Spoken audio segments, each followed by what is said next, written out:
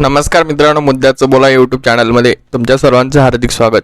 बीड जिल्ह्यातील गेवराई तालुक्यातल्या पाडळसिंगी गावातील शेतकऱ्यांनी 2 कोटी रुपये खर्चून भली मोठी विहीर बांधली। या विहिरीची चर्चा जिल्ह्यासह राज्यभरात झाली। मात्र या शेतकऱ्याला त्या विहिरीचा किती फायदा झाला हे 4 वर्षांनंतर समोर आलं आहे।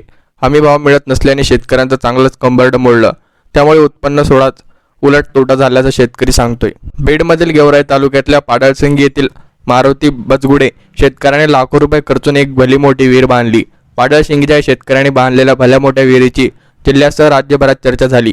मात्र लाखो लिटर पाणी क्षमतेची असलेली ही विहीर आणि भर उन्हाळ्यामध्ये पाणी असताना देखील या शेतकऱ्याच्या शेतामध्ये कुठलेही पीक नाही। पिकवलेल्या पिकाला हमी भाव मिळत नसल्याने शेतकरी पाणी असूनही तोट्यात शेती होत असल्याचं सांगत आतापर्यंत अनेक पीक घेतली, मात्र त्यातून कुठलाही फायदा होत नाही। उलट हमी भाव नसल्याने पदरचे पैसे खर्च करावे लागत असल्याची खंत शेतकऱ्यांनी व्यक्त केली आहे।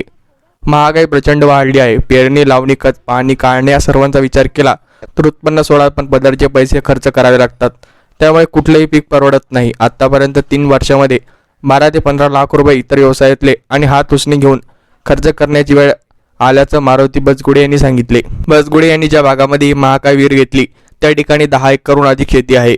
मात्र असं असलं तरी मागील 3 वर्षांमध्ये बचगुडे यांच्याकडून या शेतीमध्ये कुठलेही पीक घेण्यात आलं नाही। मात्र जे पीक घेतलं ते पीक घेतल्यानंतर जे पीक आणि फळबागा पिकवल्या जातात त्या जगल्याच नाहीत। पाणी असताना देखील जे पीक आलं त्याला हमी भाव मिळाला नसल्यामुळे या शेतकऱ्याला वेळोवेळी मनस्ताप सहन करावा लागला। परिणामी आता या शेतकऱ्यानं भली मोठी विहीर त्यामध्ये पाणी असूनही शेती न करण्याचा निर्णय घेतला। जर शेती पीक परवडत नसतील, उलट पदरचे पैसे खर्च करावे लागत असतील तर शेती करावी कशी असा सवाल हा शेतकरी करतोय। त्यामुळे पाणी असूनही बीड जिल्ह्यातील शेतकऱ्याला कोरडवाहू शेतीवरच पीक घेण्याची वेळ आली आहे। 10 एकर शेतीपैकी बचगुडे यांच्या शेतीवरती आजही दुष्काळग्रस्त बीड जिल्ह्यातील कोरडवाहू शेतकऱ्याप्रमाणेच यांची देखील शेती आहे। कुठलेही पीक आज त्यांच्या शेतामध्ये नाही। ज्या ठिकाणी फळबागा लावल्या होत्या त्या ठिकाणी फळबागा म्हणाव्या तशा आल्या नाहीत। परिणामी त्यांनी काही भागातील फळबागा उपटून फेकून दिल्या तर काही भागातील फळबागा वळून गेल्या आहेत।